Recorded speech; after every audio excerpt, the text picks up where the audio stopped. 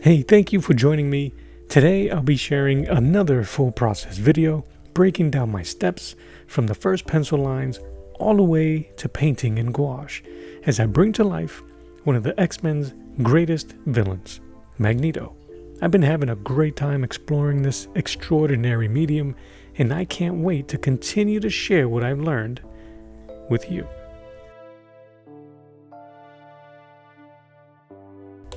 Welcome back to the channel. This is Art of the Round Table. My name is Mello, and this video is going to be a little bit longer than usual, so let's not waste any time and get right to it. We're starting with the figure drawing. I like to keep things simple in the beginning, just an HB pencil, a kneaded eraser, and my trusty cotton swab for blending. The paper I'm using today is Canson watercolor, and it's 11 by 14 inches. It's a great surface that can handle both the drawing and the gouache painting we'll be doing later. Before we dive too deep into the figure drawing, let's take a moment real quick to talk about Magneto. He was created in the early 1960s by Stan Lee and Jack Kirby. He's one of the most fascinating characters in the X-Men universe. Yep, he is a villain, but he's also a survivor, a man shaped by tragedy and conviction. His belief that mutants should rise above humanity, even by force, makes him one of Marvel's most complex antagonists. He's powerful, menacing, but also deeply human. And with that in mind, let's start building the figure.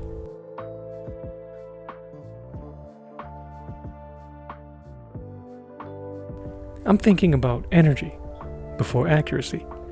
A strong pose sets the tone for the entire piece, so I'm working loose and gestural, almost like sketching the idea of Magneto before the details appear. From there, I start blocking in the anatomy. Rib cage, the chest, the pectorals, the sweep up into the shoulders.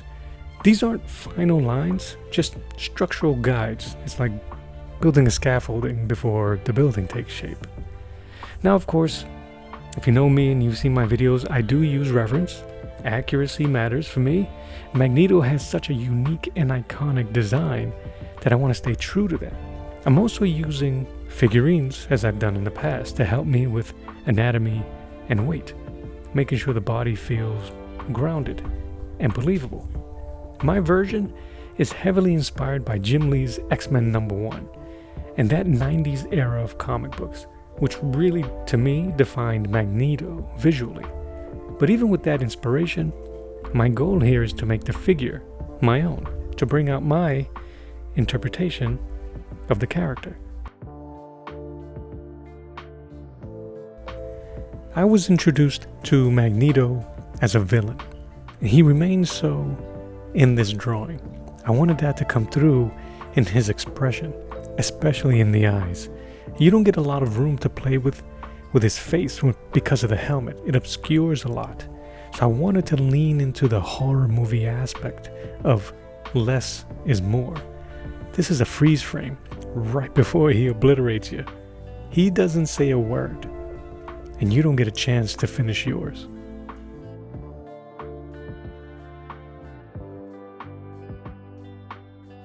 One very useful thing about having a physical figure in hand when drawing is you can experiment with dynamic lighting in real time. Here, I continue to work and define my shadows, especially the edges, keeping in mind dramatic lighting and direction from my light source. And again, if you've watched my drawing videos before, you've probably noticed that I use a cotton swab a lot. That's a habit that I picked up back in my college days more than, 20 years ago. I fell in love with charcoal back then, and the swab became my way of blending, softening, and pushing tones around. Using it today brings me back to those messy drawing sessions, portraits, figure studies, long hours of smudging my hands black. It's a small thing, but it's part of my process, and it connects this work to my history as an artist.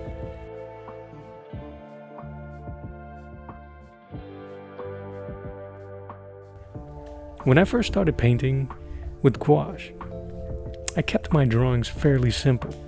That way I wouldn't feel overwhelmed once the painting began. That approach helped me get past certain hurdles and build confidence. But lately, I've been emboldened to make my work and my process evolve. I know I need to challenge myself further. So with this piece, I pushed the form and the details of the drawing, with every intention of carrying that same energy into the painting. Whatever happens next, failure or fortune, I had to steel myself for what was ahead and learn from it, one way or another.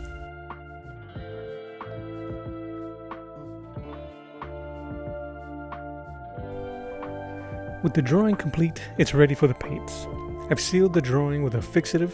Doing so not only protects the pencils from smudging, it also enhances the contrast a bit, making the line work easier to see during the early parts of the paintings.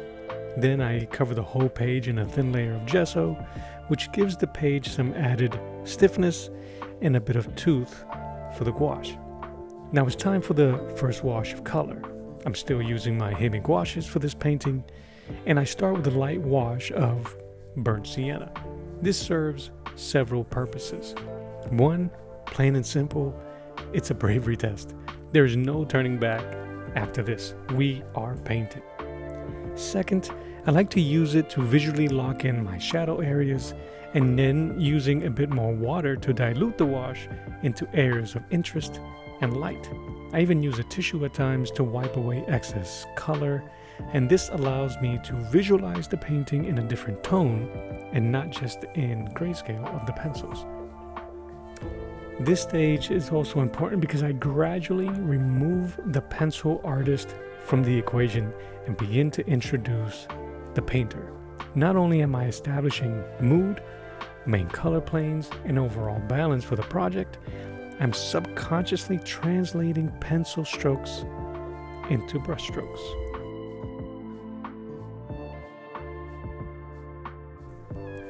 After spending a little time building the color palette, we start with blocking in the colors. For Magneto, I'm staying mostly on the dark side of the spectrum, rich reds, bluish purples, to really capture his presence as a villain.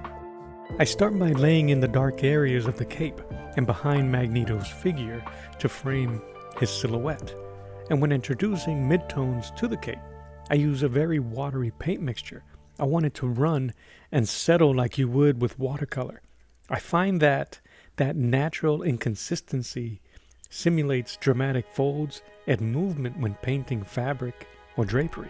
It's a pretty cool cheat.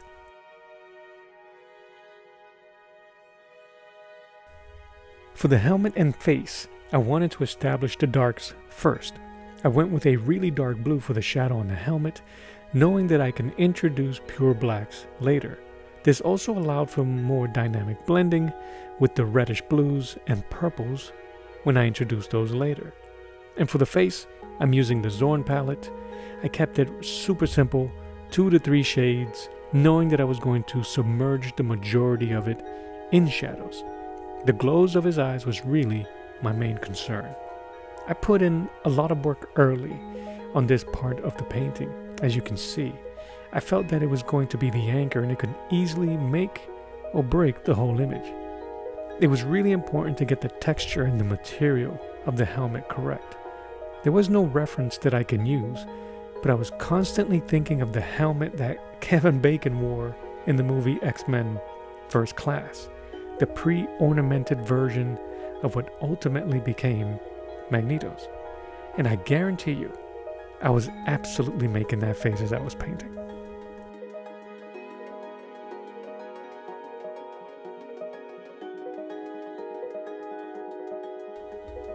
Here I'm starting the rough of the background, trying to find the best way to frame the upper part of the picture.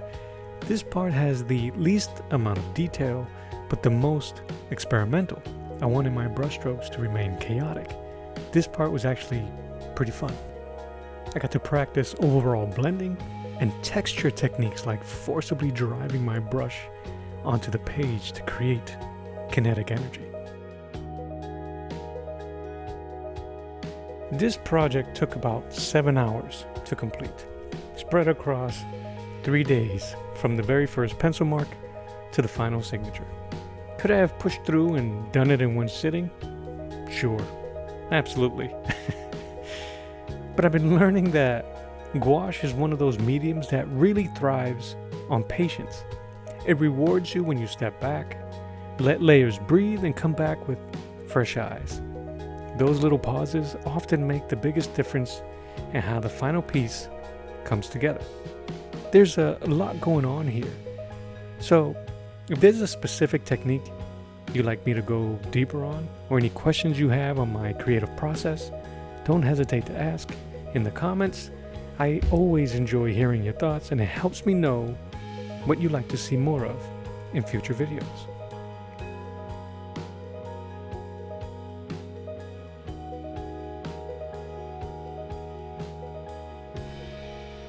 For the majority of this painting, I'm working with an angled brush. I like this brush because it gives me flexibility.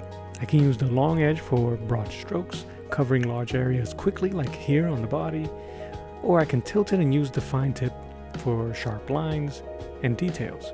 That versatility means that I can stay in the flow of painting, covering larger areas without constantly switching to other brushes. Also, during this process, I move between two major approaches in painting: wet on wet and wet on dry. Early on, the wet on wet allows me to blend colors directly on the page. For example, when working on the transitions in Magneto's cape or his body, I'll lay down the midtones, then introduce darker or even lighter tones while it's still wet. Depending on the pressure on the brush when I'm painting, those colors merge naturally, giving me soft transitions and more of a atmospheric feel. Then later on, I transition to wet on dry. Once the area has dried, I can go back in with fresh strokes, maybe deepening those shadows or adding sharper highlights. This keeps my edges clean and lets me build depth without muddying my colors.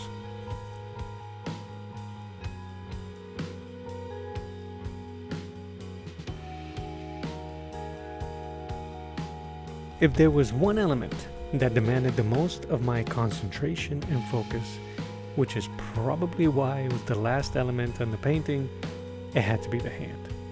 Without question, it was the toughest part of the whole painting. The foreshortened angle alone was tricky, but what really complicated it was how parts of the hand kept slipping into shadow. I wanted to make sure it read correctly, anatomically believable, visually clear, but I didn't want to spell out every detail too literally. I like the idea of leaving it just a little suggestive, a little mysterious. By not defining everything, the viewer's imagination fills in the blanks, and suddenly the hand becomes more than just anatomy. It becomes an expression. It's commanding. Dare I say, magnetic. I'm sorry. And part of the storytelling itself.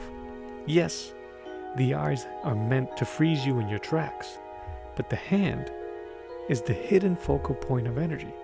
It either pulls you in close or pushes you to step back and take in the whole composition.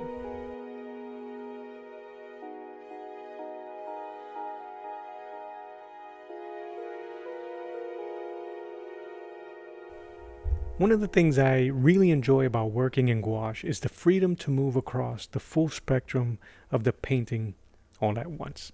Highlights, midtones, and shadows. I don't have to wait until the end to introduce light or save the deepest shadows for last. Instead, I can bounce around the painting, letting those values interact, react, and guide the direction as I go. It keeps the piece alive and evolving right in front of me. The unique nature of gouache makes this possible. If something doesn't look right, you can always paint over it, layering, correcting, or even completely rethinking a section without losing the original idea underneath. That chaotic blending of tones, wet over dry or wet into wet, creates happy accidents and unexpected textures. It's part control, part improvisation, and that balance is what makes gouache such a dynamic and exciting medium for me. As I move near the final stages of the painting, I switch over to my round and liner brushes to start sharpening details. These smaller tools let me define edges, tighten up features, and bring that extra clarity to areas like the helmet and the eyes and the highlights on the hands. But even with the precision of these brushes, I can't quite escape my sketchy tendencies. My hand naturally wants to chase texture and leave behind traces of the process rather than polish everything to perfection. And honestly, I've come to embrace that. It's part of my voice as an artist.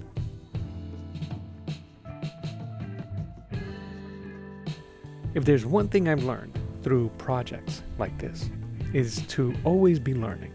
Try new tools, experiment with techniques, and push yourself. Even if the subject is as recognizable and iconic as Magneto. It's through these experimentations and those risks that we uncover new ways to grow and maybe even evolve a bit as artists. And there he is, Magneto, painted in gouache. Seeing it all come together at this stage is always a mix of relief and excitement. What I love most about this one is how it pushed me. The drawing itself was already more detailed than I usually let myself go, and carrying that through into the paint really tested me. From the textures to the helmet, to balancing those deep reds and purples, to wrestling with that foreshortened hand. It all forced me to step outside my comfort zone.